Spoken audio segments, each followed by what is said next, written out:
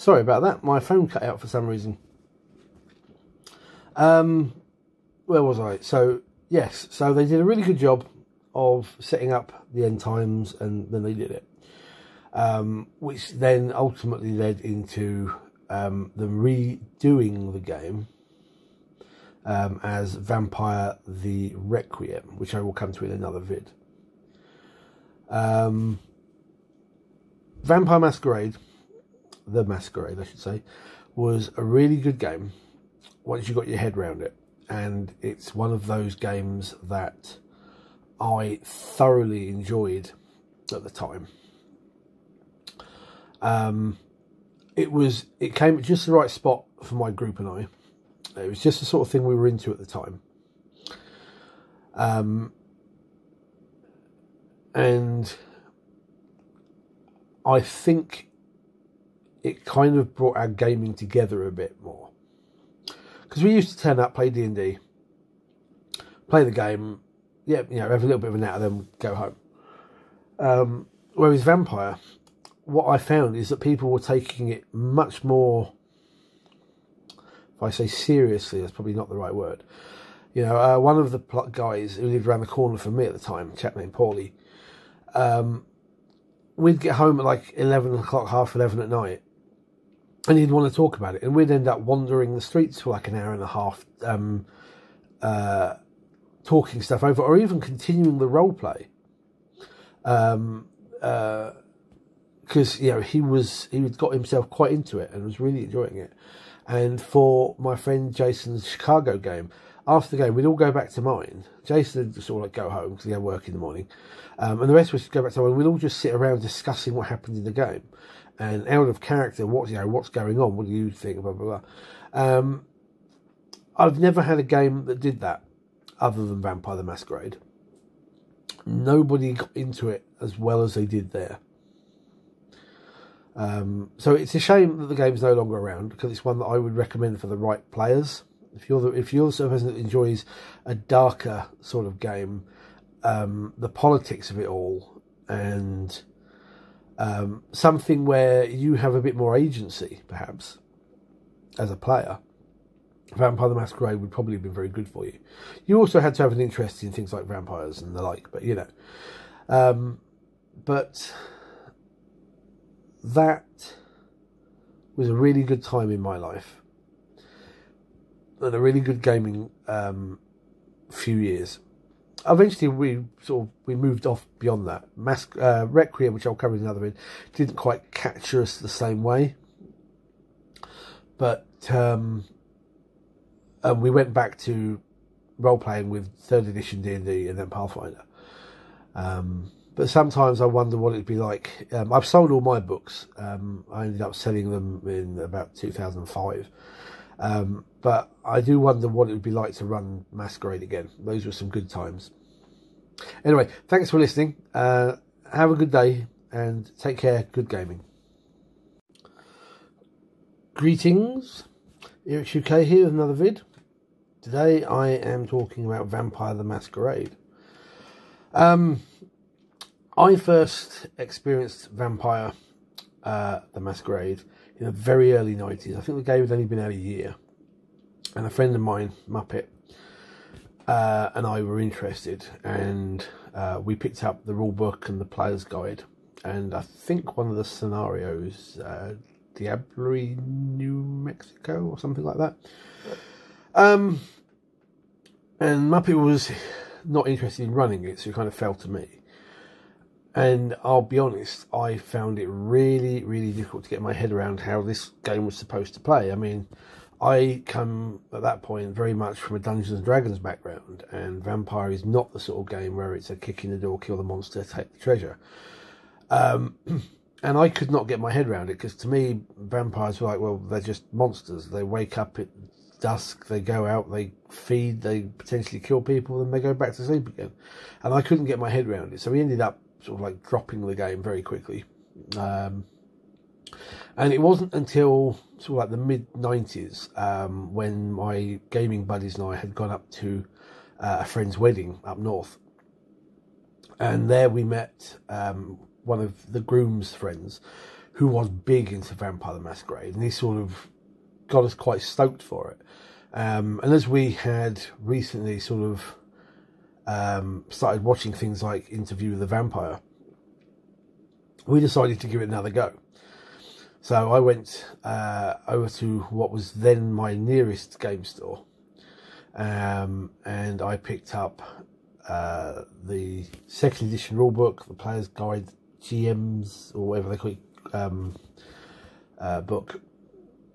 And because of Interview with the Vampire, I picked up the New Orleans book as a setting, and I decided I'm going to run that because that struck me as being a really cool sort of setting.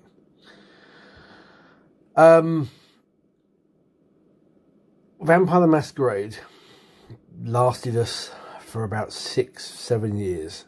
We really got into it. We put aside D&D for that amount of time, really, and it was awesome. The first Chronicle that I ran, which was the New Orleans one, lasted, it feels like it lasted for a good couple of years, but it was probably only about a year, maybe 18 months. But it worked really, really well. Each successive attempt to sort of like recreate that didn't work. I don't know whether I'd put all my creative interest and effort into that, but I could never quite get it to go again until they basically wrote the game off and ended it with its big apocalypse. At which point I ran a sort of like a Gehenna, as it was called, mini chronicle, and we basically tied everything together and we basically ended it. And a friend of mine ran the Chicago Chronicles. They did several books for that, Chicago, Milwaukee, and a number of scenarios, and he ran that for probably about 2 years. And we had an absolute blast with that. He had a much better mind for the game than I ever did. Vampire the Masquerade is what I call an indie game. I'm probably using the term incorrectly for the most part, but to me an indie game is kind of the opposite of the traditional sort of fantasy role-playing. And instead of it being the GM sets up this scenario, and the players work their way through it, it's very much a game where the players kind of dictate the actions. The GM might have the plots and so forth, but it's the players that actually move it along. They do what they want to do, and they do it. You aren't so heavy-handedly controlled by the GM that I find. Again, I'm saying that slightly wrong, but I find in other RPGs where the GM has a written scenario and they do it. Vampire works much better as a set of scenes, and then you tweak that as and when the players did them.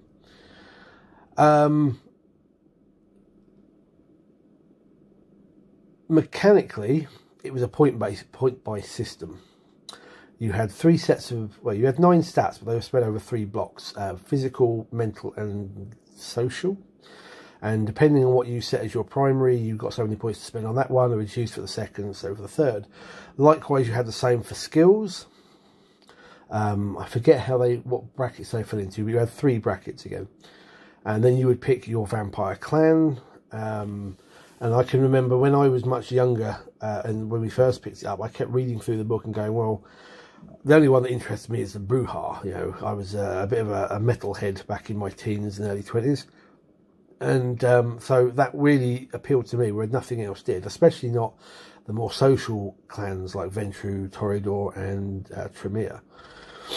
But the older I got, and the more we got into the newer version of the game, the more I gave every clan a try, and even some of the bloodlines. The game itself is run using a dice pool system. So say you have 3 points in strength, and you've got 2 points in, I think it was acrobatics or something like that. And you, not strength, let's say dex and acrobatics.